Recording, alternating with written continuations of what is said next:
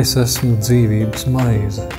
Tas ir kaut kas pavisam reāls, pavisam varētu teikt taustāms, ja ne miesīgs, tad ķermenisks katrā ziņā. Kurā vietā mūsu ticība ir tāda pavisam reāla, tāda kā maize uz galda, tik taustāma, tik satverama. Tā ir baznīca. Tur mūsu ticība kļūst taustāma. Ņemiet un ēdiet. Mūsu Tēvs debesīs, svētīts, lai top tavs vārds.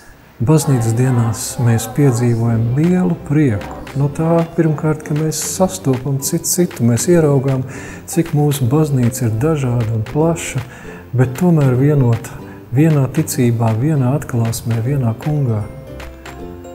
Baznīcas dienas ir prieks arī par to, ka mēs kopā savā vidū sastopam Kristu, jo mūsu kungs ir teicis, kur 2 vai 3 ir sapulcēti manā vārdā, tur es esmu viņu vidū, un kur tad nu vēl tad, ja mēs sapulcējamies 100 un 1000 viņa vārdā, kā viņa dzīvā baznīca.